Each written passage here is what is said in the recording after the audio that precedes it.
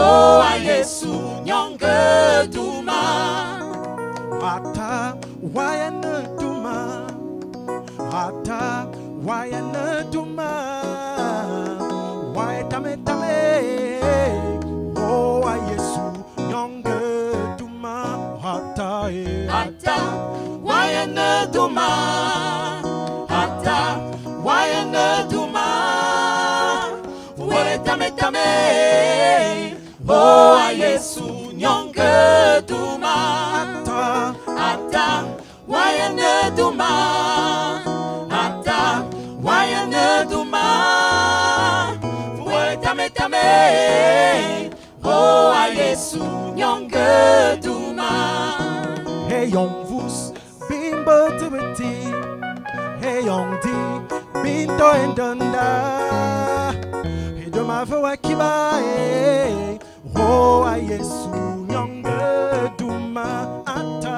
Ata wayana duma, ata wayana duma, tame tame, oh a Yesu nyonge duma. Ata wayana duma, ata wayana duma, tame tame, oh a Yesu nyonge duma. Ata wayana duma, ata wayana duma, tame tame, oh a Yesu nyonge duma.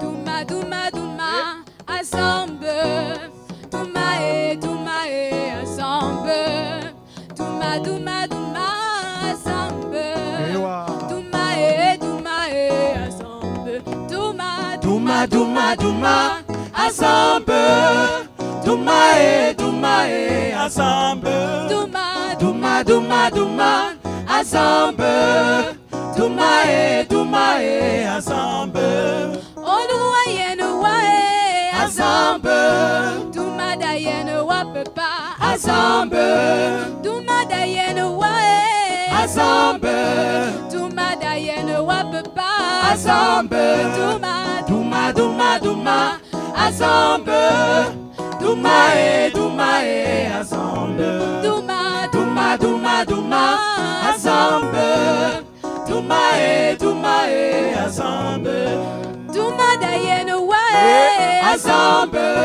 duma dayene wa papa ensemble, Oluwayene wae ensemble, duma dayene wa papa ensemble, duma duma ensemble, duma e ensemble, oh duma ensemble, duma e ensemble.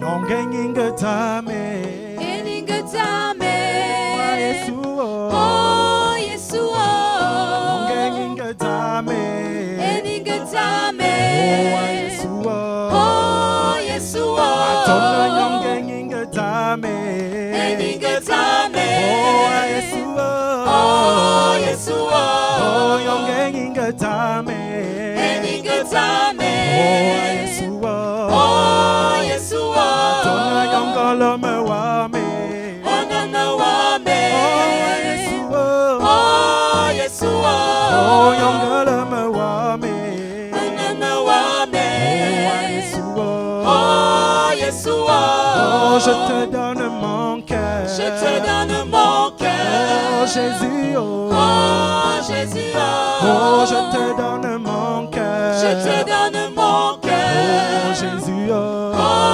Jésus Oh je te donne ma vie, je te donne Yes. ma vie, Oh Jésus oh Jésus Oh je te donne ma vie, je te donne ma vie, Oh Jésus oh Jésus Oh je te donne ma vie, je te donne ma vie, Jésus oh Jésus je te donne ma vie, Je te donne ma vie. Oh Jésus, Oh Jésus, Tona oh. nyonga nyinga dame. Eninga dame. Oh Yesu, Oh Jésus, oh oh. nyonga nyinga dame. Eninga dame. Oh Yesu, Oh Yesu, oh oh. nyonga lama wame. Anama wame. Oh Yesu, Oh Yesu, oh oh. nyonga lama wame. Anama wame. Oh Yesu, Oh Yesu, oh.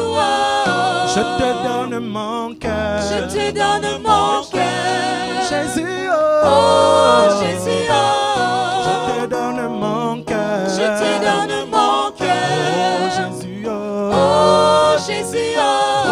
je te donne mes biens. Je te donne mes Oh biens. Jésus, Oh Jésus, oh, je oh. te donne mes biens. Je te donne mes Oh biens. Jésus, Oh Jésus, oh.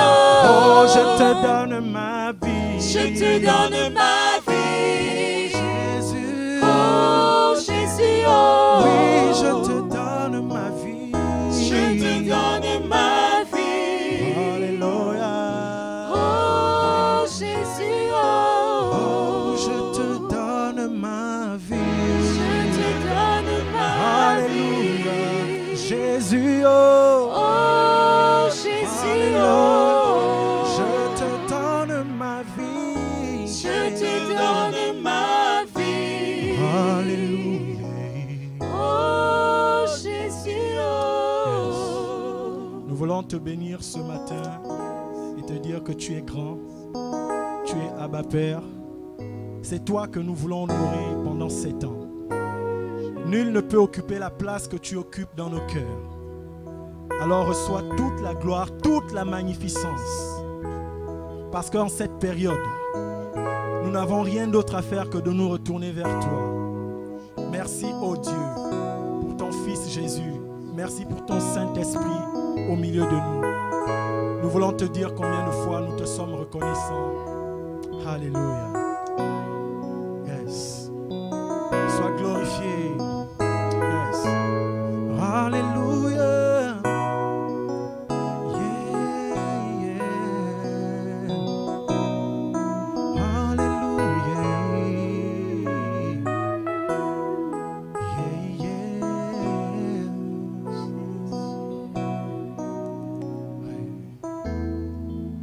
Thank you, Jesus. Les cieux et la terre, les eaux et l'humain, tout s'illuminèrent dans le creux de ta main. Tes yeux grands ouverts, yes, toute ton omniscience. Et devant ta lumière s'incline toute science. Disons-le ensemble. Les cieux et la terre, les eaux et l'humain, tout s'illuminèrent dans le creux de ta main. Tes yeux grands ouverts, Tes yeux grands ouverts, toute ton omniscience. devant ta lumière, Et devant ta lumière s'incline toute science. les cieux, Les cieux et la terre, yes, les eaux et l'humain, tout s'illuminèrent dans le creux de ta main. tes yeux, Tes yeux grands ouverts, toute ton toute ton omniscience. devant ta lumière, Et devant ta lumière s'incline toute science. les cieux et la terre, les cieux, Les cieux et la terre,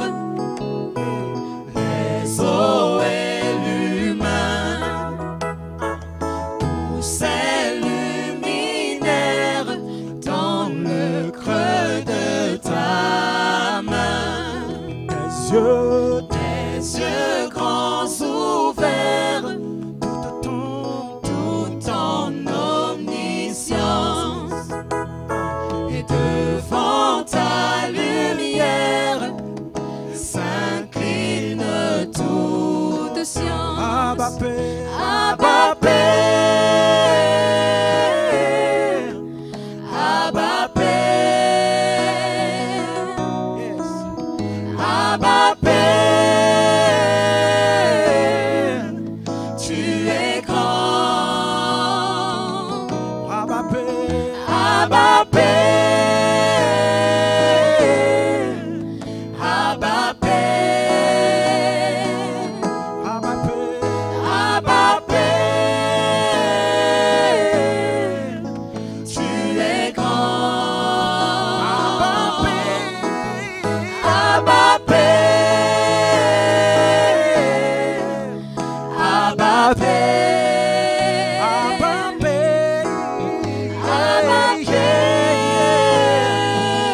tu es grand. tu es grand. Abba Père, Abba Père, Abba Père, tu es grand.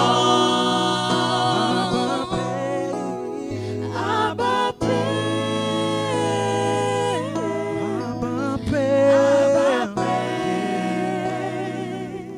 Abba Abba Père, Père, Abba Père, tu es grand. tu es grand. Abba Père, Abba Père, Abba Abba Père, Père, Abba Père, Abba Père, tu es grand. tu es grand. Yes, tu es tellement grand. Abba Père, nul n'est comme toi. Élevé au-dessus des cieux, élevé au-dessus des cieux. Nous t'adorons, Seigneur. Nous voulons te dire, oh Dieu, Parce tu que es tu es tellement si grand, puissant. tellement puissant, Si grand, tellement puissant. si grand, Seigneur. Thank you, Jesus. Alléluia. Merci, Jésus. Car tu es si puissant, car ton nom est si grand, car tu es sans pareil, car tu es si géant, que tout ce que tu dis, oh Seigneur, s'accomplit, car tout ce que tu fais est digne d'un grand Messie, Yes. car tu es si puissant, car ton nom est si grand, car tu es sans pareil, car tu es si géant, que tout ce que tu dis, oh Seigneur, s'accomplit, car tout ce que tu fais est digne d'un grand Messie. Disons-le, car tu es si puissant, car ton nom est si grand, Car tu es sans pareil, car tu es si géant, que tout ce que tu dis, oh Seigneur, s'accomplit, car tout ce que tu fais est digne d'un grand Messie. car tu es si puissant, que son nom est si grand, tu es sans pareil, Tu es sans oh, pareil. tu es si géant, Tu es si géant. tout ce que tu dis, Car tout ce que tu Seigneur, dis, oh Seigneur, s'accomplit, oh Seigneur, que tout ce que tu fais, Car tout ce que tu est digne fais d'un grand Messie. est digne d'un grand Disons-le Messie. encore, car tu es si puissant,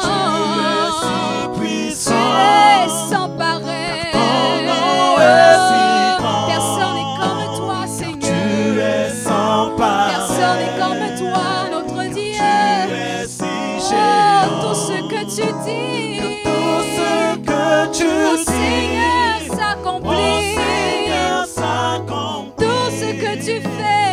Tout ce que tu est fais digne, est digne, d'un grand d'un grand Messie.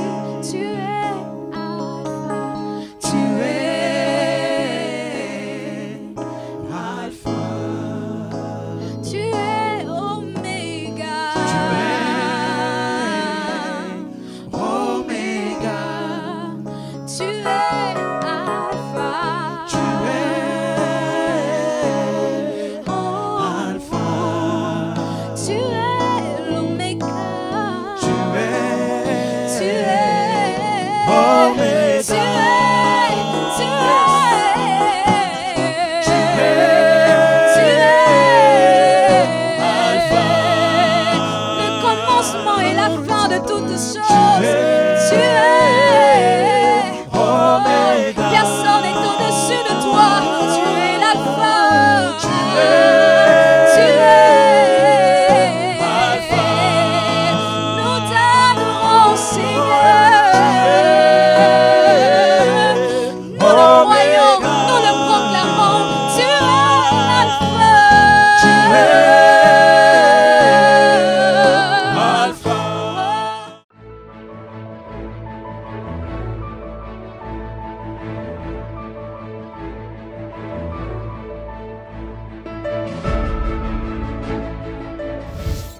Je suis heureux de m'adresser à vous. Je parle à l'ensemble des compagnons d'œuvre et de service du Centre Moisson Béthanie, à nos ministres du culte, bien sûr, à nos surintendants, directeurs provinciaux, pasteurs résidents d'églises locales et même à l'ensemble, n'est-ce pas, des ministres de Dieu et fidèles, on va dire, de nos implantations internationales. Je voudrais vous donner comme texte de base celui de l'Évangile de Jean au chapitre 10, versets 10 à 13. Le voleur ne vient que pour dérober, égorger, détruire, mais moi, dit Jésus, je suis venu afin que mes brebis aient la vie et qu'elles soient dans l'abondance. Je suis le bon berger donne sa vie pour ses brebis, mais le mercenaire, qui n'est pas le berger, n'est-ce pas, et à qui n'appartient pas les brebis, voit venir le loup, abandonne les brebis et prend la fuite. Et le loup les ravit et les disperse. Le mercenaire s'enfuit parce qu'il est mercenaire et qu'il ne se met pas en peine des brebis. J'aimerais rappeler à chacun d'entre vous que nous sommes d'abord des pasteurs et non des mercenaires. Nous devons donc nous rendre disponibles à l'égard de nos fidèles, je dis de l'ensemble de nos fidèles et compagnons de vie des services pendant cette période de confinement, n'est-ce pas, due à la fermeture des lieux de culte, décidée par nos autorités pour éviter justement la propagation du Covid-19. Nous devons intégrer, et je tiens à le rappeler, que l'État dans un pays au sein d'une nation a des missions régaliennes qui sont donc du domaine de son autorité et ou du moins de l'autorité dont il dispose. La Bible en parle ainsi. Je voudrais vous lire Romains chapitre 13, versets 1 à 6, que toute personne soit soumise aux autorités supérieures, car il n'y a point d'autorité qui ne vienne de Dieu et les autorités qui existent ont été instituées par Dieu. C'est pourquoi celui qui s'oppose à l'autorité résiste à l'ordre que Dieu établit et ceux qui résistent attireront, dit la Bible, une condamnation sur eux-mêmes. Ce n'est pas donc pour une bonne action, c'est pour une mauvaise action que l'autorité, n'est-ce pas, ou les autorités au pluriel sont à redouter. Veux-tu ne pas craindre l'autorité, dit la Bible, fais le bien et tu auras son approbation. Parce que le serviteur de Dieu, d'autres versions parlent de magistrat, le magistrat ou l'autorité est serviteur de Dieu pour ton bien. La Bible déclare, mais si tu fais le mal, crains, car ce n'est pas en vain qu'il porte l'épée, c'est ça son autorité, étant serviteur de Dieu pour exercer la vengeance et punir ce qui fait le mal, ou celui qui fait le mal. Il est donc nécessaire d'être soumis, non seulement par crainte de la punition, mais encore par motif de conscience. C'est aussi pour cela que nous payons l'impôt, car les autorités sont des ministres de Dieu entièrement appliqués à cette fonction. Il m'a plu de vous lire la version dans la Bible Semeur, elle m'a paru encore beaucoup plus explicite. Que tout homme se soumette aux autorités supérieures, car il n'y a pas d'autorité qui ne vienne de Dieu, et celles qui existent ont été instituées par Dieu. C'est pourquoi celui qui s'oppose à l'autorité lutte contre une disposition établie par Dieu. Et ceux qui sont engagés dans une telle lutte recevront le châtiment qu'ils se seront eux-mêmes attirés. Car ce sont les malfaiteurs et non ceux qui pratiquent le bien, qui ont à redouter les autorités. Veux-tu ne pas avoir peur de l'autorité? Fais le bien et l'autorité t'approuvera. Car l'autorité est au service de Dieu pour ton bien, mais si tu fais le mal, redoute-la, car ce n'est pas pour rien qu'elle peut punir.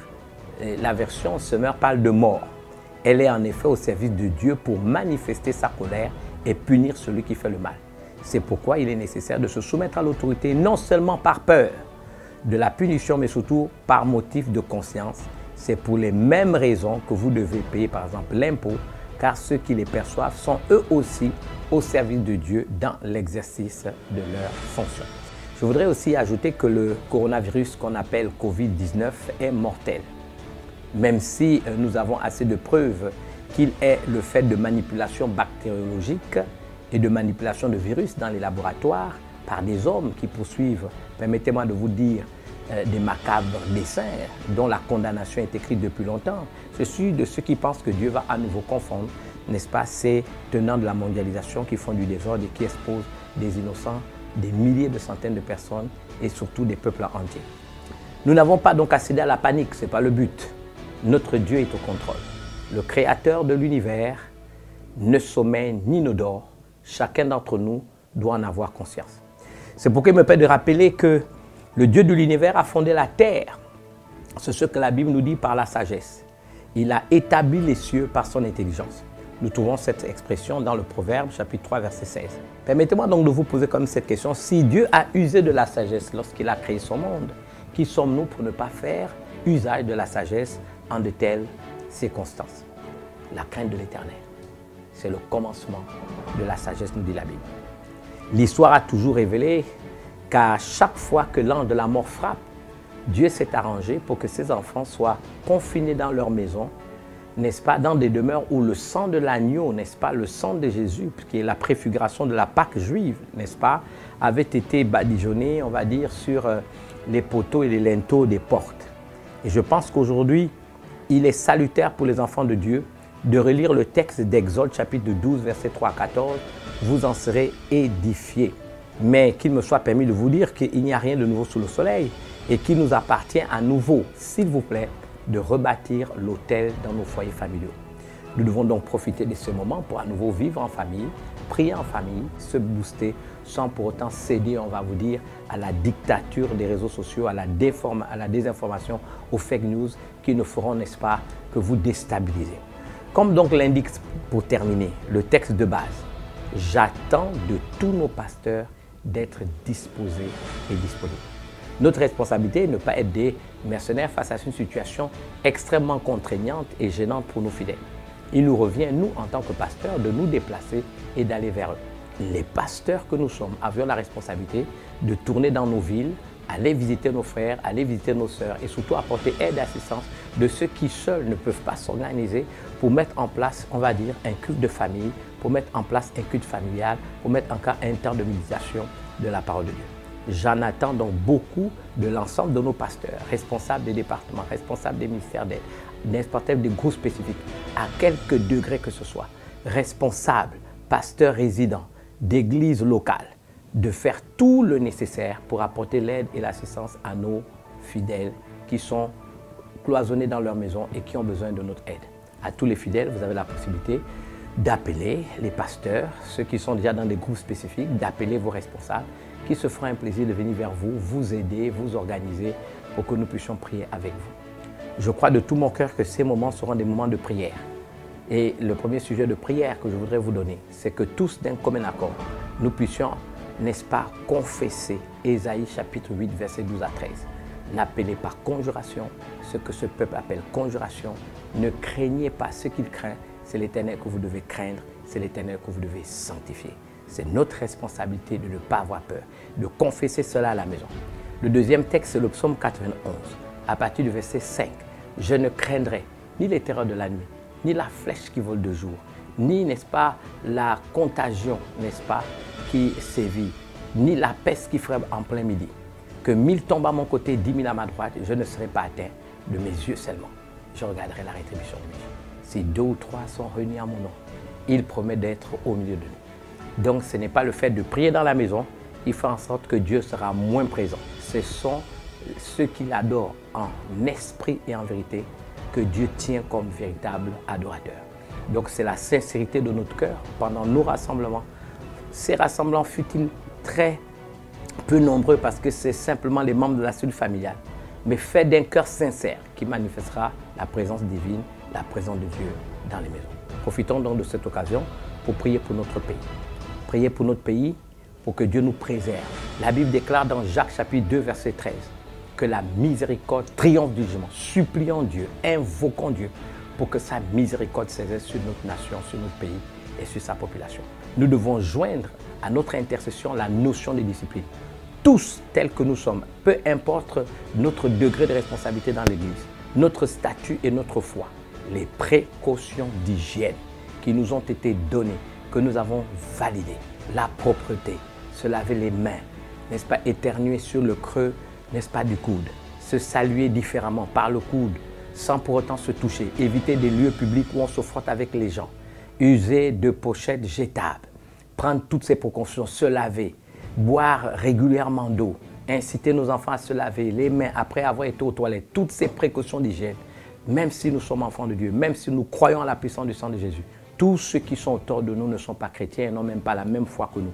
Donc il nous revient d'être nous-mêmes exemplaires, des motivateurs, des exemples, pour que dans cette unité d'esprit, le Seigneur puisse, n'est-ce pas, se rendre compte que nous lui faisons confiance. Et pour ce faire, je le crois, et permettez-moi de vous le dire, pleinement convaincu que, aussi vite que le virus, on en a entendu parler, aussi vite on n'entendra plus parler. Seigneur, je veux te bénir pour nos frères, nos sœurs et toutes ces personnes qui auront l'occasion de voir cette vidéo. Je voudrais, Seigneur, les entourer de ta grâce et de ta protection. Seigneur, le sang de Jésus, je voudrais le proclamer sur la nation. Le sang de Jésus sur la population, le sang de Jésus, Seigneur, sur l'espace territorial de 267 660 km². Ton sang est, Seigneur, invoqué sur nos frontières maritimes, sur notre littoral, sur nos frontières, Seigneur, terrestres, sur notre espace aérien. Seigneur, nous postons des anges. Tu as dit que l'ange de l'Éternel campe autour de ceux qui te craignent, les arrache au danger. Mais tu as également dit que les anges sont au service de ceux qui doivent irriter le royaume. Nous demandons qu'il y ait un déploiement d'anges sur la nation. Seigneur, préserve tes enfants à travers le monde. Et tends ta main et une fois encore manifeste ta puissance et ta grandeur. Tu n'as pas changé parce que la Bible dit que tu es le même hier, aujourd'hui, éternellement. C'est le nom de Jésus qui a été élevé au-dessus de tout nom qui peut être nommé, non seulement dans le siècle présent, Seigneur, mais dans le siècle à venir, peu importe le nom du virus, que nous appliquons contre ce virus pour qu'il soit anéanti. Nous croyons que tout ce qui a un nom a des oreilles. Alors nous maudissons ce virus, Seigneur, ce cheval vert, Seigneur, ou pâle, qui amène, Seigneur, la mort à grande échelle. Nous mettons fin à son hégémonie et nous proclamons, Seigneur, notre libération totale, alors que nous entourons la nation d'une haie de protection que personne ne peut briser.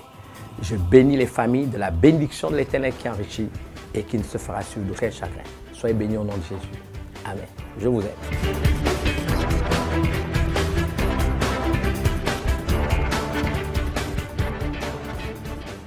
Thank you, Jesus. Alléluia, alléluia, alléluia, alléluia.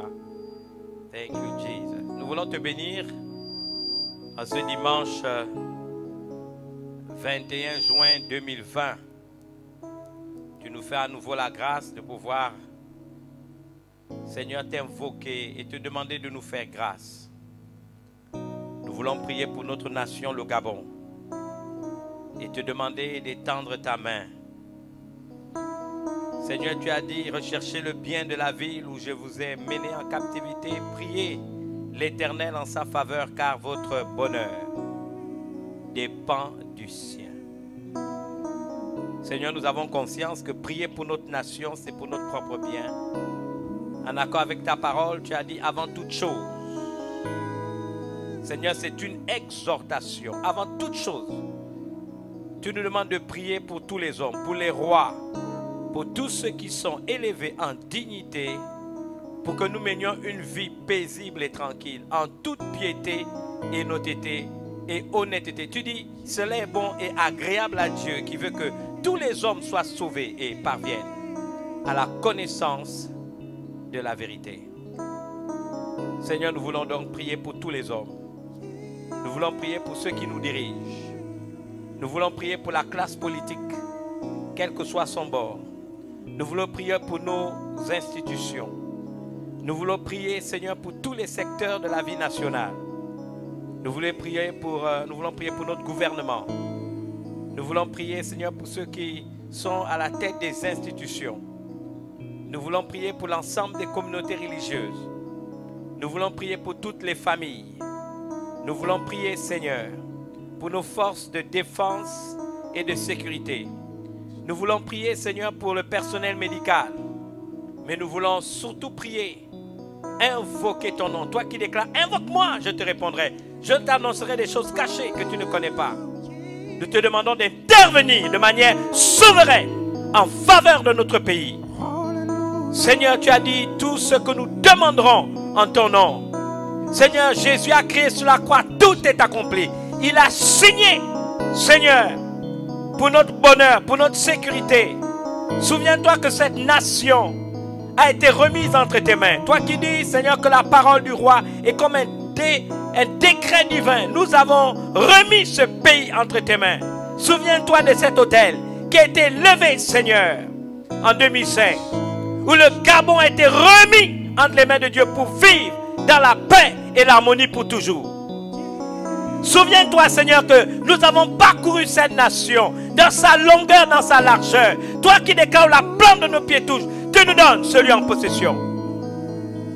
Seigneur, nous courons après la vision qui veut que tu veux faire du Gabon le centre spirituel de l'Afrique.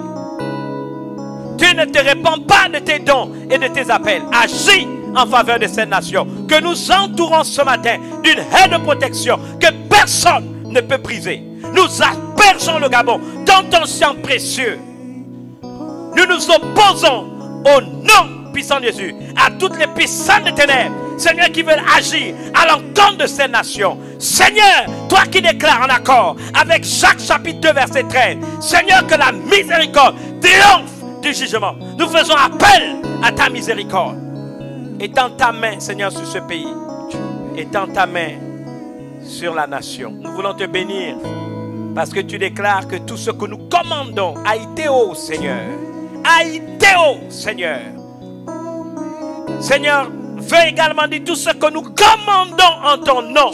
Tu as promis, Jésus, de le faire. Nous commandons en ton nom, Jésus, la paix de Dieu qui surpasse toute intelligence et qui est capable de garder nos cœurs et nos pensées en Jésus-Christ. Nous maudissons au nom de cette pandémie, Seigneur, qui affecte notre nation.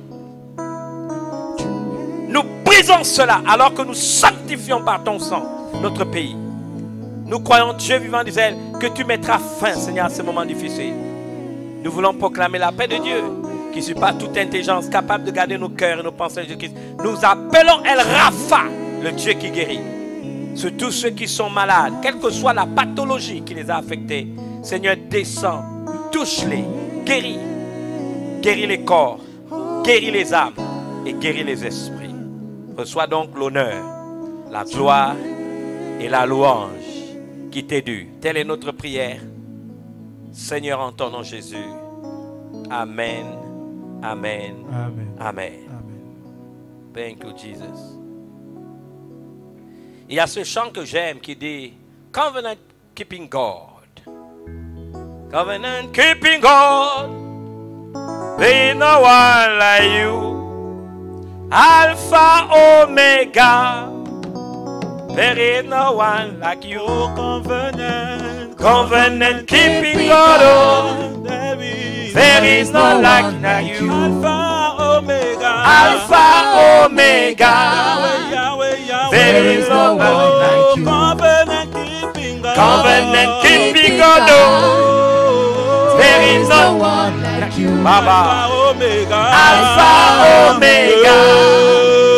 There is no one like you. Covenant keeping God. There is no one like you. There is no like you. You are Alpha and Alpha Omega.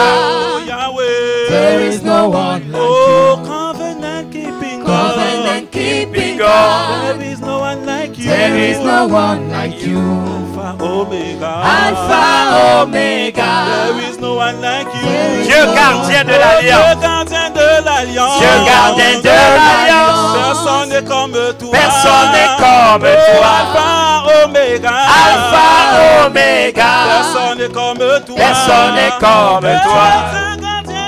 Dieu gardien de l'alliance. Personne n'est comme toi. Personne n'est comme toi. Alpha, Omega. Alpha, Omega. Personne n'est comme toi. Personne n'est comme toi. Alléluia. Yes. Il n'y a rien de plus excitant dans notre foi de savoir que Dieu est le gardien de l'alliance. Personne n'est comme lui. Et en accord avec le psaume 89, verset 35 à 36, il dit: il gardera son alliance. Il ne changera pas ce qui est sorti de sa bouche. Dieu est un Dieu fidèle. Il ne se répand pas de ses dons et de ses appels. Et nous pouvons nous réjouir de connaître un si grand Dieu. Il est notre Père. Et nous voulons l'exalter, nous voulons le bénir. Amen. Proclamer sa souveraineté sur nos nations, sa souveraineté sur nos vies et sur notre existence. Il est le roi des rois, le Seigneur des seigneurs, l'alpha, l'oméga, le commencement, la fin, l'étoile du matin. Son nom est Jésus. Seigneur Jésus, nous voulons te bénir. Je voudrais ici profiter de cette occasion pour souhaiter à tous les papas, à tous les pères, une très bonne fête des pères. Oh, certains se plaignent souvent que cette fête n'est pas célébrée à juste titre, mais je voudrais dire ici simplement que nous pensons qu'il n'y aurait pas sur cette terre une vie normalement constituée s'il n'y avait pas de père. Et la Bible déclare que l'homme n'est pas sans la femme et la femme n'est pas sans l'homme afin que personne ne se glorifie. Je voudrais célébrer les pères, célébrer les papas, vous dire combien de fois vous êtes importants. Nous pouvons imaginer un seul instant les responsabilités qui sont sous vos épaules et un certain nombre de défis que vous relevez. Il a voulu qu'il en soit ainsi sur la terre, qu'il y ait d'abord un homme. Il s'appelait Adam. Et cet homme, Dieu, n'est-ce pas, l'a fait tomber dans un profond sommeil, qui est la symbolique qui voulait que l'homme devait apprendre à dépendre de Dieu avant d'avoir, n'est-ce pas, une femme. Et Dieu a pris de sa côte, il a formé une femme. Et voici comment l'homme et la femme sont devenus cher. Mais j'aimerais vous dire qu'il a donné une ascendance protocolaire à l'homme. Parce que la Bible déclare que c'est à l'homme qu'il a donné l'autorité de garder et de protéger le jardin.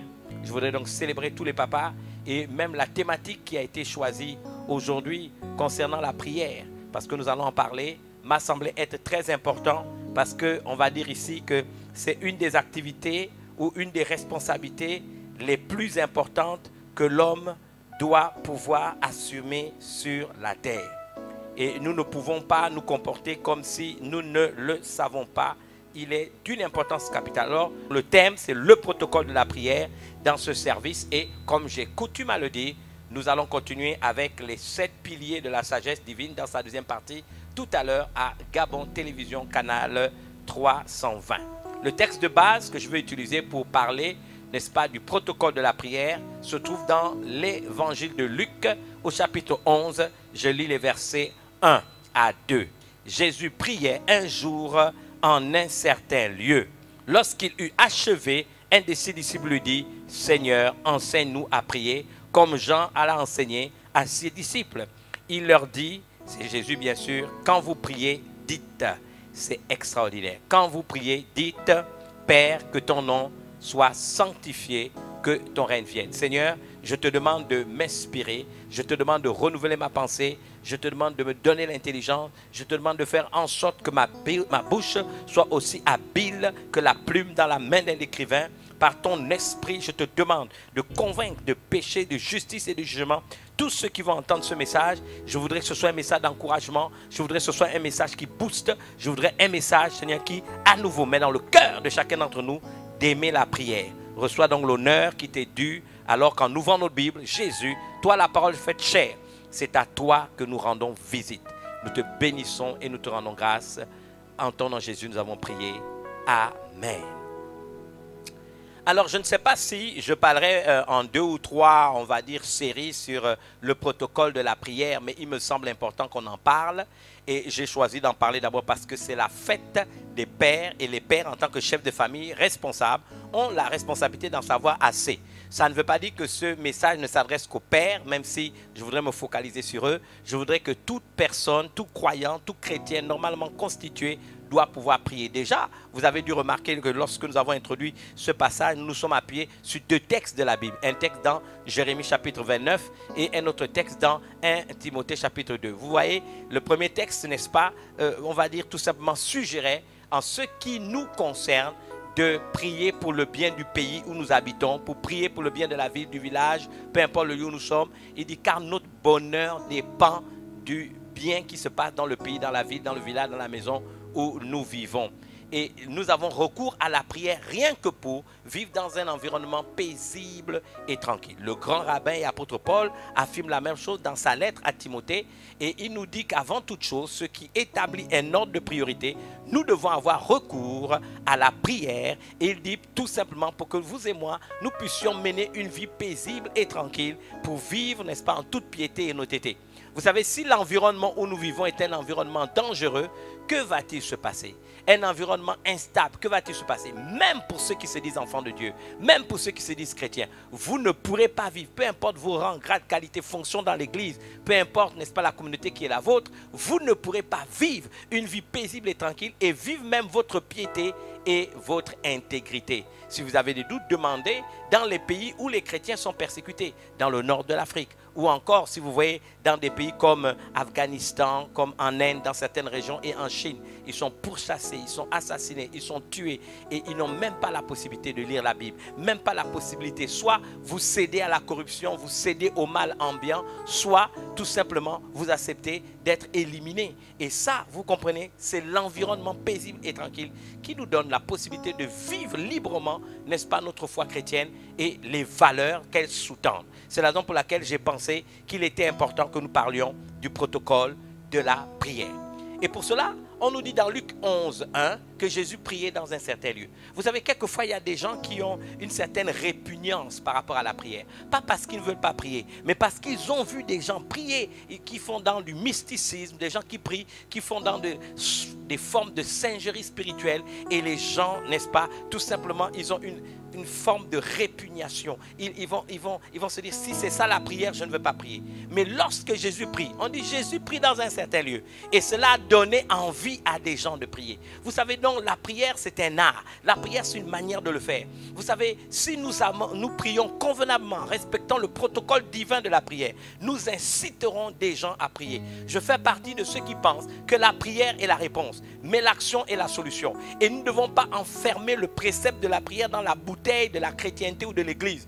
Mais si vous donnez votre vie à Jésus-Christ comme Seigneur et Sauveur personnel, je peux vous promettre que si vous priez, Dieu va entendre votre voix. Parce que si vous êtes capable de prier, Dieu va vous exaucer et vous serez on va dire une source de bénédiction, un canal de bénédiction pour vous-même, pour votre famille, pour votre nation et pour ceux et celles de votre génération. Donc, Jésus prie dans un certain lieu et les gens qui l'ont écouté prier sont allés vers lui et lui ont dit, Seigneur, enseigne-nous à prier. Et ils ont fait référence à Jean le Baptiste qui l'avait déjà enseigné à ses disciples. Enseigne-nous à prier. Quelqu'un avant toi nous a montré m'a montré à ses disciples comment prier. Enseigne-nous à prier. Jésus prie dans un certain lieu et sa prière excite à la prière. J'aimerais parler peut-être à un ministre du culte. J'aimerais parler peut-être à un apôtre, à un prophète, à un évangéliste, à, on va dire, un pasteur ou un docteur, à un bishop, tribishop, quadribishop, peu importe. J'aimerais parler à quelqu'un, même à un chrétien, femme ou homme. Quand vous priez, est-ce que cela incite les gens à prier? Quand vous priez, est-ce qu'il y a des gens qui se disent, j'aimerais prier?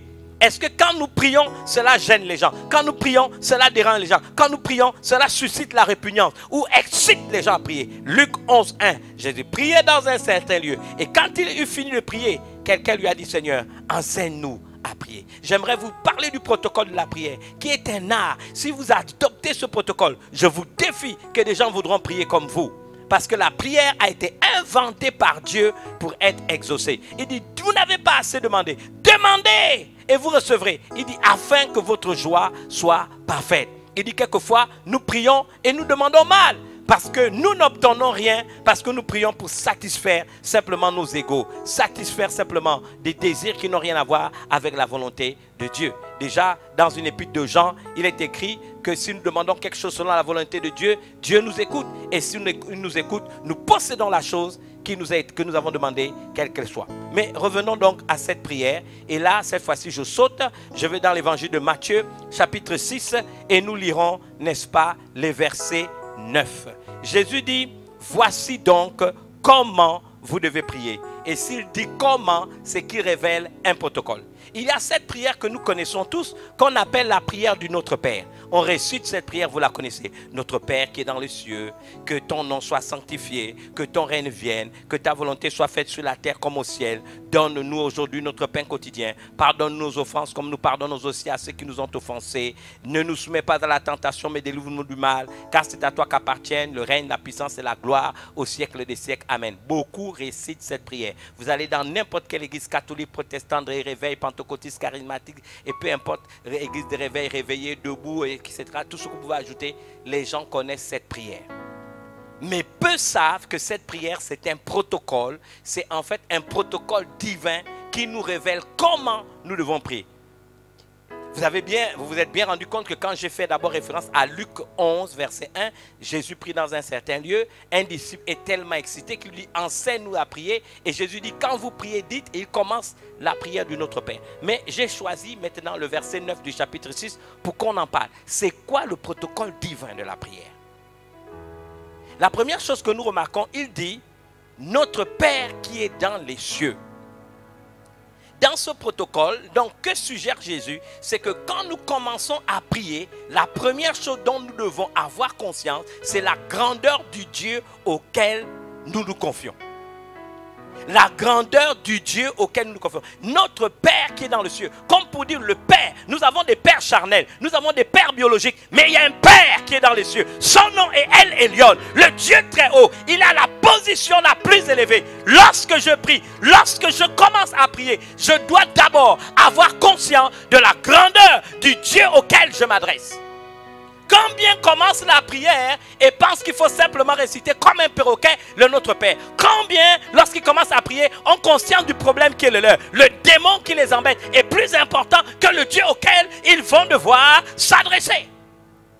C'est pourquoi il n'y a pas, n'est-ce pas, d'impact dans les prières. Non, Jésus a dit, le protocole divin de la prière fait que lorsque tu commences à prier, commence à prendre conscience de la grandeur du Dieu auquel tu t'adresses. Notre Père qui est dans le ciel. Il s'agit d'un Elyon. Le Dieu très haut, s'il est positionné dans les cieux des cieux, à la position la plus élevée, c'est Jéhovah, c'est Jéhovah, c'est Yahvé, Adonai, le créateur de l'univers. Alors que je m'avance et que je veux commencer à prier, je dois d'abord avoir conscience. C'est comme ça que commence la prière. La grandeur du Dieu auquel je m'adresse. Est-ce que c'est ton problème qui est plus grand que le Dieu auquel tu vas t'adresser? À qui vas-tu t'adresser quand tu vas prier? L'intercession que tu fais, à qui tu t'adresses? As-tu conscience de la grandeur du Dieu auquel tu t'adresses quand tu commences à prier? Je n'ai pas de problème au fait que nous puissions répéter, n'est-ce pas, le Notre Père du début à la fin. Mais derrière la pensée de Christ, c'était de nous dire qu'il existe un protocole divin dans la prière. Qui nous a enseigné qu'il faut commencer. Il y a des gens quand ils commencent à prier, ils commencent à chasser tous les démons qui existent et même ceux qui n'existent pas.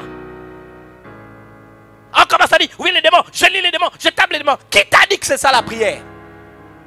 La prière commence par le fait de prendre conscience de la grandeur du Dieu auquel on s'adresse. Notre Père qui est dans le ciel. Avez-vous remarqué qu'il est notre Père? Il y a donc un lien filial. Bien-aimés, ne soyez pas religieux dans le rapport de la prière. As-tu une relation qui a fait en sorte que tu peux appeler Dieu Père? À partir de quel moment tu appelleras Dieu ton Père?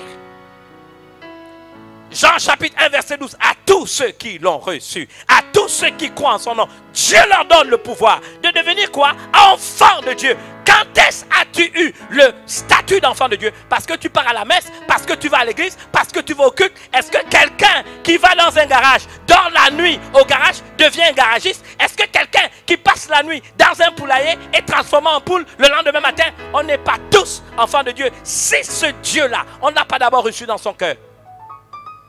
Pour que tu l'appelles Père, il faut qu'il soit ton Père. Et il y a un moyen de faire de Dieu ton Père.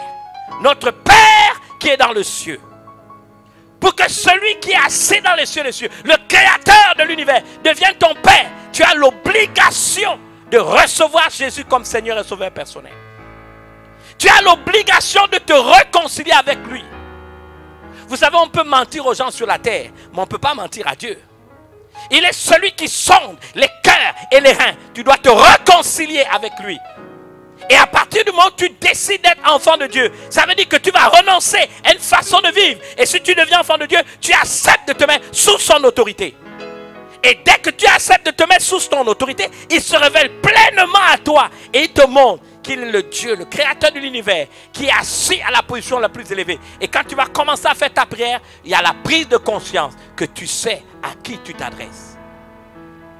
Notre Père qui est dans le ciel. Ensuite, que ton nom soit sanctifié. Que ton nom soit mis à part. C'est un Dieu unique. Vous devez savoir que vous ne pouvez pas dissocier Dieu de son nom, comme vous ne pouvez pas dissocier ma personne de mon nom. Celui qui s'adresse à vous à l'instant, dont vous entendez la voix, c'est le révérend Francis Michel Badinga. Vous savez que c'est moi, mais vous ne pouvez pas me dissocier de mon nom.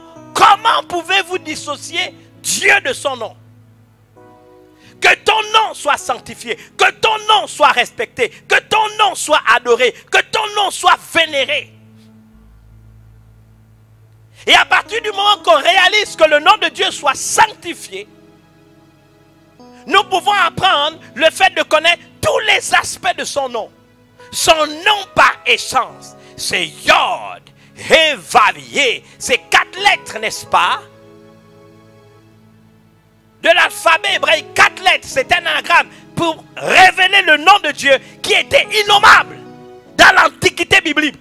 On n'avait même pas le droit de nommer ce nom-là. Il est saint, 3 fois saint, que les Juifs ont choisi de l'appeler Yod, He, Vav, He, que plus tard nous avons traduit par Yahvé, et bien plus tard par Jéhovah. En français, on dit l'éternel, qu'ils ont puisé dans le mot Adonai, qui signifie celui qui existe par lui-même et qui peut faire toutes choses à partir de rien, qui appelle les choses qui ne sont pas comme si elles étaient. C'est Yahvé. Ce nom-là doit être respecté. Ce nom-là doit être sanctifié. Et parce qu'il doit être respecté, et parce qu'il doit être sanctifié. Nous ne pouvons pas faire de Dieu notre machin.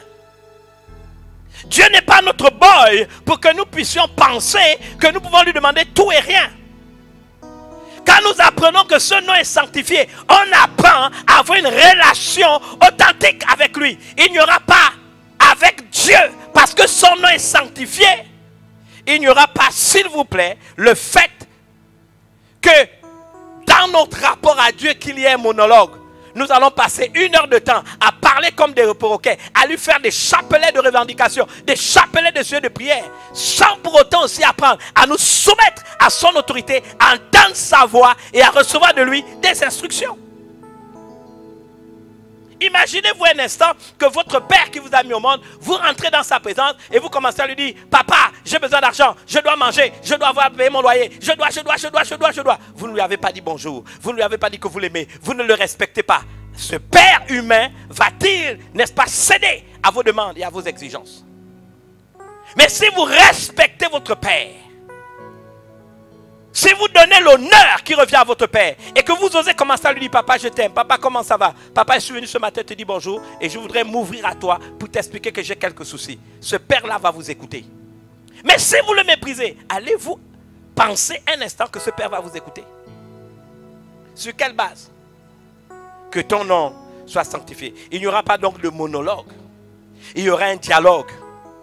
Vous savez, moi j'aime bien toujours affirmer tout ce que je dis sur la base de la parole de Dieu. Et j'ai remarqué que ceux qui ont certifié le nom de Dieu n'ont pas eu un rapport à Dieu où ils disaient à Dieu tout ce qu'ils voulaient. Ils n'ont pas agi ainsi. dans Genèse chapitre 15. Je vous donne une illustration biblique. À partir du verset 1, je vais m'arrêter plus tôt. La Bible dit, après ces événements, la parole de l'Éternel fut adressée à Abraham dans une vision. Et il dit, Abraham, ne crains point, je suis ton bouclier et ta récompense sera très grande. J'imagine que Dieu vienne vers moi et me dit, révérend Francis Michel Baniga ou Francis Michel Baniga, ne crains rien, ta récompense sera grande. Je veux commencer à bondir comme un cabri dans tous les sens. Mais regardez la réponse d'Abraham. Abraham répondit. S'il lui répond, c'est qu'il y a un dialogue. Il y a une relation, il y a un rapport à Abraham et à Dieu. Donc il apprend à entendre sa voix et il laisse Dieu parler et Dieu lui parle et lui il parle. Il y a un échange, il y a une communication. Donc il y a une communion. Il y a une relation. Parce que le christianisme, c'est une relation avec la personne de Dieu. La Bible déclare, Abraham répondit, Seigneur éternel, que me donneras-tu? Je m'en vais sans enfant. Et l'héritier de ma maison, c'est Eliezer de Damas. Et Abraham dit, voici, tu ne m'as pas donné de postérité. Et celui qui est né dans ma maison sera mon héritier. Dieu lui dit, ta récompense sera grande. Et il ose dans son rapport à Dieu qui est son père. Lui dit, papa, tu me dis que ma récompense sera grande. Mais dis-moi, je n'ai pas d'enfant. C'est ce que je te demande. Quelle va être la plus grande récompense que d'ôter l'opprobre qui est au-dessus de ma vie? Je n'ai pas d'enfant. Et l'esclave que j'ai adopté, qui est né dans ma maison, c'est lui qui risque de devenir mon héritier. Quelle sera la nature de mon cadeau?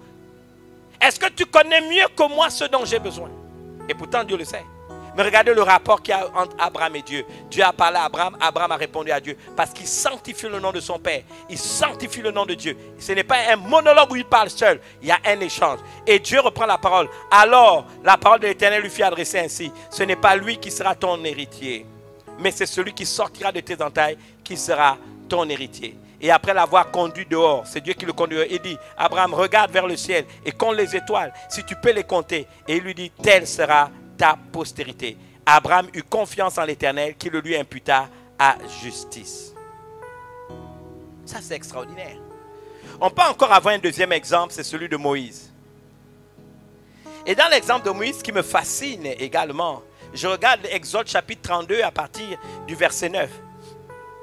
L'Éternel dit à Moïse, je vois que ce peuple est un peuple au cou raide. Maintenant laisse-moi, ma colère va s'enflammer contre eux et je les consumerai, mais je ferai de toi une grande nation. C'est comme si Dieu, je vais exterminer le peuple, mais toi Abraham, je vais te mettre à part, à toi, je vais te garder et je ferai de toi une grande nation. Regardez le rapport, Dieu a parlé, mais Moïse aussi parle. Moïse implora l'Éternel son Dieu et dit, pourquoi, ô Éternel, ta colère s'enflammera-t-elle contre ton peuple et que tu as fait sortir du pays d'Égypte par une grande et puissante, par une grande puissance et par une main forte? Pourquoi les Égyptiens diraient-ils, c'est pour leur malheur qu'il les a fait sortir, c'est pour les tuer dans les montagnes et pour les exterminer de dessus la terre? Reviens de l'ardeur de ta colère et répands-toi du mal que tu veux faire à ton peuple. Souviens-toi d'Abraham, d'Isaac et d'Israël, tes serviteurs auxquels tu as dit, en jurant par toi-même, je multiplierai votre postérité comme les étoiles du ciel, je donnerai à vos descendants tout ce pays dont j'ai parlé et ils le posséderont à jamais.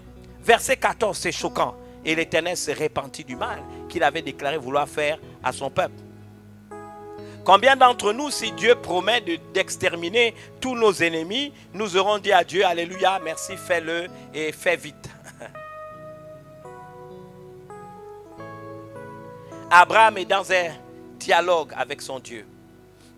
Il sanctifie le nom du Père, il le respecte. Ce n'est pas quelqu'un qui rentre la personne. Il a conscience de la grandeur de Dieu, mais il a également conscience que c'est son Père. Et il a également conscience qu'en sanctifiant son nom, il doit respecter le protocole. Je ne ferai pas un monologue où je parle seul comme un perroquet pendant des heures, mais je saurai écouter sa voix, je saurai lui répondre, je saurai écouter sa voix. Et toute la Bible n'est faite que de ce type d'exemple. Et je vous dis, je suis personnellement ébloui quand je lis ma Bible et que je vois ce genre, on va dire, de texte. Même dans Exode 33, dans la suite, à partir du verset 12, Moïse dit à l'Éternel, maintenant cette fois-ci c'est Moïse qui parle le premier. Voici, tu me dis, fais monter ce peuple et tu ne me fais pas connaître qui tu enverras avec moi. Cependant, tu as dit, je te connais par ton nom et tu as trouvé grâce à mes yeux. Maintenant, si j'ai trouvé grâce à tes yeux, fais-moi connaître tes voies.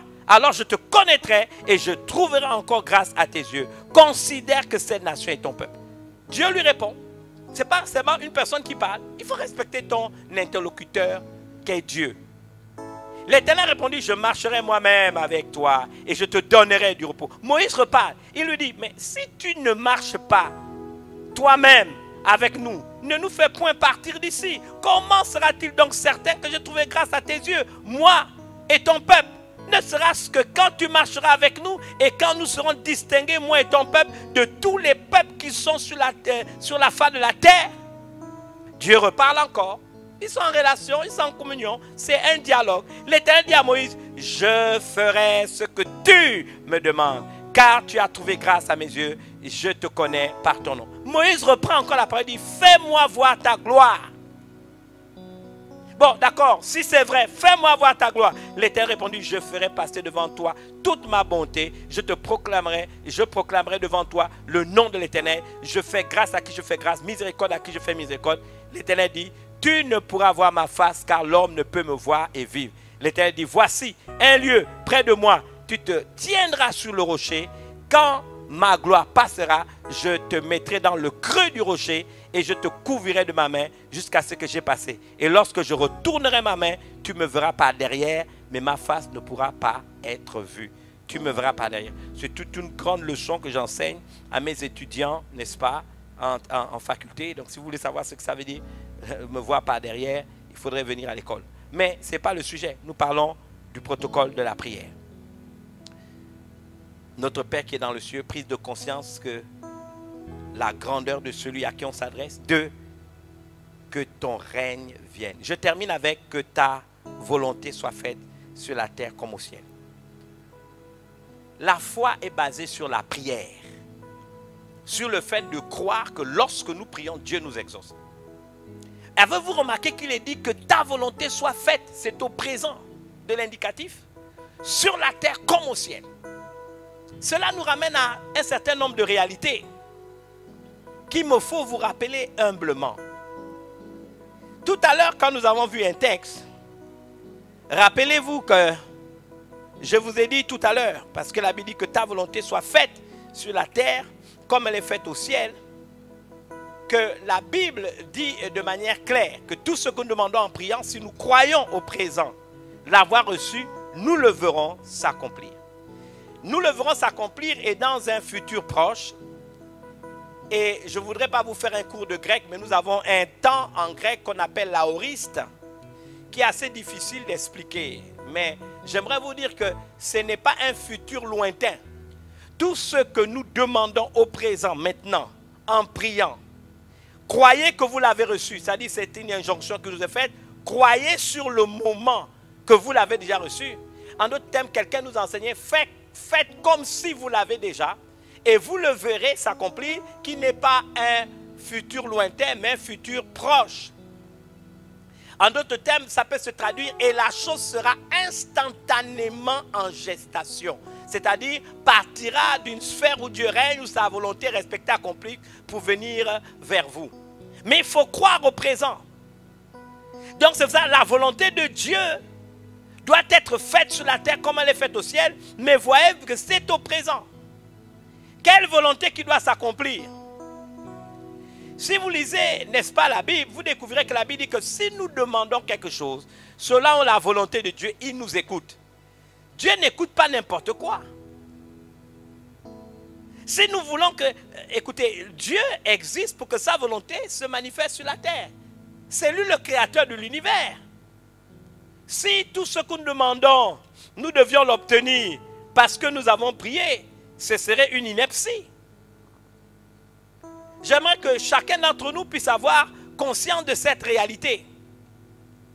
Il a dit tout ce que vous demandez en priant. Croyez que vous l'avez reçu et vous le verrez s'accomplir. Mais il a dit que ta volonté soit faite au présent sur la terre comme elle est déjà établie dans l'éternité. Donc c'est la raison pour laquelle si nous demandons quelque chose selon sa volonté, ce n'est pas selon notre volonté. J'aimerais que vous puissiez retenir cela. En quoi cela est important, me direz-vous? Donc je vous ramène dans un texte, je crois que c'est l'épître de Jean, au chapitre 5, si vous lisez le verset 14. Le verset 14 le dit de manière claire et précise. nous avons auprès de lui cette assurance que si nous demandons quelque chose selon sa volonté, il nous écoute. Et si nous savons qu'il nous écoute, quelque chose que nous demandions, nous savons que nous possédons la chose que nous avons demandée, quelle qu'elle soit. Est-ce que ce n'est pas extraordinaire? Que ta volonté soit faite sur la terre comme ciel. Pourquoi certains sont exaucés et d'autres ne sont pas exaucés? Parce que certains savent que lorsqu'ils prient, c'est la volonté de Dieu qui doit se manifester. Donc, ils vont prier en harmonie avec la volonté de Dieu. Mais pour prier en harmonie avec la volonté de Dieu, il y a, je veux dire, un autre principe auquel nous devons souscrire. Lequel? Connaître sa parole. Parce que c'est sa parole qui nous révèle sa volonté. Je voudrais terminer avec un dernier texte. Dans l'épître de Jacques. À partir du chapitre 4, verset 1. D'où viennent les luttes et d'où viennent les querelles parmi vous? Il dit, n'est-ce pas de vos passions qui combattent dans vos membres? Il dit, vous convoitez et vous ne possédez pas. Vous êtes meurtriers et envieux et vous ne possédez et vous ne pouvez plutôt pas obtenir. Il dit ensuite, vous avez des querelles et des luttes et vous ne possédez pas parce que vous demandez mal. Parce que vous ne demandez pas, vous demandez et vous ne recevez pas parce que vous demandez mal dans le but de satisfaire vos passions. J'aimerais vous laisser méditer Jacques chapitre 4, verset 1 à 3. Et c'est choquant ce que Dieu dit. Toute écriture est inspirée de Dieu. C'est Dieu qui inspire son serviteur. Il dit, j'aimerais insister là-dessus. Il dit, vous ne pouvez obtenir, vous avez des querelles et des luttes et vous ne possédez pas parce que vous ne demandez pas. Il y a des gens quand ils prient, se plaignent, ils pensent que c'est la prière. Non, ce n'est pas la prière, tu t'es plaint. Ils prient, ils pensent que c'est la prière. Non, tu murmures. Ils demandent des choses, mais c'est la colère qu'il y a dans son cœur. Comment pouvons-nous imaginer que des gens prient pour demander la mort de quelqu'un? Qui vous l'a dit? Qui vous l'a enseigné? Ce n'est pas dans la volonté de Dieu. Lui-même dit, à moi la vengeance, à moi la rétribution des méchants. C'est un domaine que Dieu s'est réservé lui-même. Aucun homme n'a le pouvoir de demander à Dieu de tuer quelqu'un. Puisse-t-il être son ennemi? Nous en sommes arrivés où des pasteurs prient comme ça. On prie pour la mort d'un pasteur qu'on ne veut pas voir la figure. On prie pour la mort d'un pasteur qu'on a décidé d'en faire un ennemi. On prie pour la mort d'une autorité. On prie pour la mort d'un homme politique. On prie pour la mort d'un voisin. On prie pour la mort même d'un parrain. Fût-il sorcier, Dieu ne t'a pas donné cette autorité. Il ne t'exaucera jamais parce que le jugement est du domaine réservé de Dieu. Il dit, à moi Dieu la vengeance, à moi Dieu la rétribution des méchants. C'est ce que la Bible enseigne. Il dit donc, vous demandez mal. Ce n'est pas une prière, ce n'est pas une demande. Dans le but de satisfaire vos passions, qui combattent dans vos membres. Et à partir de ce moment, qu'est-ce qui se passe? On ne prie pas en fonction de la volonté de Dieu. Si vous avez des doutes, demandez à Jésus lorsqu'il en a parlé dans Matthieu chapitre 5, verset 44. Qu'est-ce qu'il a dit? Mais moi, je vous dis, aimez vos ennemis, bénissez ceux qui vous maudissent, faites du bien à ceux qui vous haïssent et priez pour ceux qui vous maltraitent et qui vous persécutent. Moi, quand j'ai lu, j'étais jeune chrétien, ce verset, j'étais choqué. Et j'ai cherché pendant de longues années à savoir pourquoi. Il ajoute au verset 45, afin que vous soyez fils de votre Père et qui est dans les cieux, car il fait lever son soleil sur les méchants et sur les bons. Il fait pleuvoir sur les justes et sur les injustes. Il dit, si vous n'aimez que ceux qui vous aiment, quelle récompense méritez-vous? Les publicains aussi n'agissent-ils pas de même? Et si vous saluez seulement vos frères, que faites-vous d'extraordinaire? Les païens n'agissent-ils pas de même? Il termine en disant, soyez donc parfaits comme votre Père Céleste est parfait. Vous savez ce que veut dire fils? Je veux conclure avec. Fils signifie qui est semblable au Père. Et il conclut au verset 48 en disant, soyez donc parfaits comme votre Père est parfait. Je vous dis ce que ça veut dire. Pendant des années, je n'ai pas compris. Mais il n'y a pas longtemps, il y a quelques années, j'ai compris. Vous savez ce que ça veut dire? Je vais vous donner une expression populaire. On dit que souvent, les bourreaux d'hier, non, souvent les victimes d'hier deviennent les bourreaux de demain. Qu'est-ce que Jésus a voulu dire par là? Si nous obéissons à cette injonction, lui-même se chargera de faire le jugement. Parce que si vous faites du bien à quelqu'un qui fait du mal, c'est des charbons ardents qu'il accumule sur sa tête. Lui-même répondra devant Dieu. Mais qu'est-ce que Jésus a voulu nous dire en réalité? Que si tu veux garder ma nature divine, l'empreinte de ma personne sur ta vie, prie pour ceux qui te font du mal. Parce que si tu ne le veux pas et tu ne le fais pas et que tu commences à user des moyens spirituels dans la prière pour faire du mal à ceux qui apparemment t'en font, tu perdras ma nature et tu te revêtiras de la monstruosité des gens qui sont déjà des monstres. En fait, tu seras comme eux. Je m'arrête à notre Père qui est dans les cieux. Prenez conscience de la grandeur du Dieu auquel vous vous adressez. 2. Que ton nom soit sanctifié. Respectez Dieu. Il n'est pas votre boy. Vous n'appuyez pas un interrupteur et puis lui devra obéir à vos injonctions. C'est lui le créateur. Apprends à aimer le Dieu qui donne et pas seulement ce qui te donne. 3. Priez selon sa volonté. Que Dieu nous fasse la grâce pour que certainement dimanche prochain nous puissions continuer, parce que c'est tout un protocole qui s'achève à la fin de cette merveilleuse prière. Écoutez, je vous aime. Ayez conscience que le regard de Dieu est sur vous pendant que les chants vont se lever. Et je voudrais que nous puissions dire: Seigneur notre Dieu, tu es glorieux. Nous t'adorons et nous t'aimons. Jesus. Que ton règne s'établisse dans nos vies. Dites-le s'il vous plaît, dites-le.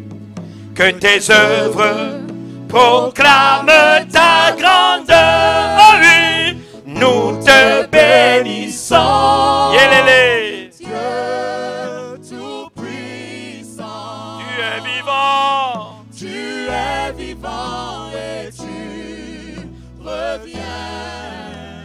Nous te bénissons, Dieu tout-puissant. Ton règne est éternel. Ton règne est éternel. Je voudrais prier avec quelqu'un qui se dit: j'ai besoin d'apprendre à prier. Tu te dis: je veux prier. Je voudrais pouvoir avoir une vie de prière qui permette à d'autres d'être encouragés à prier. Peut-être j'ai prié, j'ai fait du bruit. Peut-être j'ai prié, j'ai dérangé des gens.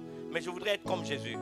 Être un homme, une femme de prière qui, lorsqu'on entend prier, incite des gens à vouloir prier. C'est la prière qu'on va faire avec toi. Pour certains, je vous ai dit, pour que tu appelles Dieu ton Père, tu dois pouvoir le recevoir dans ta vie. Pour d'autres, je vous ai dit, avoir conscience de la grandeur de Dieu. Ensuite, le respecter, le sanctifier. Et troisièmement, prier en conformité avec sa volonté. Prions ensemble. Seigneur Jésus, tu peux faire cette prière. Je viens humblement devant toi te demander pardon pour toutes les fois où j'ai cru que la prière était un acte religieux simplement. Mais je prends conscience que quand je viens à toi, je dois d'abord avoir conscience de ta grandeur. Ensuite, je comprends que si je dois t'appeler Père, je dois établir cette relation filiale avec toi. Alors Seigneur, je te reçois comme mon Seigneur et Sauveur personnel. Sois le maître de ma vie alors que ton sang me lave. Et alors que je te reçois dans ma vie, Seigneur, tu me pardonnes de tous mes péchés et tu m'accueilles alors que tes bras soient tendus, que mon nom est écrit dans le livre de vie. Seigneur, c'est ce que dit ta parole. Sur la croix, tu as dit: Père, pardonne-leur car ils ne savent pas ce qu'ils font. Seigneur, que mon péché soit pardonné et qu'à nouveau je naisse en nouveauté de vie. Tu as dit: si quelqu'un est en Christ, il est une nouvelle création. Les choses anciennes sont passées. Je renonce à mon passé, à mon péché. Seigneur, toutes choses deviennent nouvelles. Je m'ouvre à l'enseignement de ta parole. Seigneur, j'ai appris également que je dois apprendre à prier conformément à ta volonté. Tu as dit, Seigneur, et cela m'a été rappelé aujourd'hui, que si je prie selon ta volonté, tu m'écoutes. Et si tu m'écoutes, je possède déjà la chose que j'ai demandé, quelle qu'elle soit.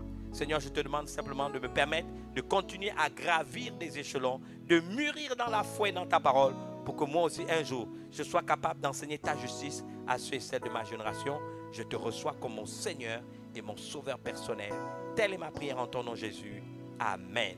Je vous accueille au nom de Jésus. Je suis très heureux de vous recevoir. Je vous dis au nom de Jésus que vos noms sont écrits dans le livre de vie et que les numéros de téléphone qui sont, n'est-ce pas, en train de, n'est-ce pas, parcourir l'écran, vous pouvez les noter, appeler, n'est-ce pas, nos assistants qui sont heureux de vous prendre rendez-vous avec moi ou avec un de nos pasteurs pour prier avec vous, pour vous donner des livres et pour vous voir progresser dans la foi. N'oubliez pas que tout à l'heure, à partir de 14h45, 15h moins, nous serons à Gabon Télévision, canal 320 et nous allons continuer avec la deuxième partie de cet enseignement sur les 7 piliers de la sagesse que nous avons commencé dimanche dernier. Soyez bénis, bonne fête des pères et surtout, ayez conscience que le regard de Dieu est sur vous.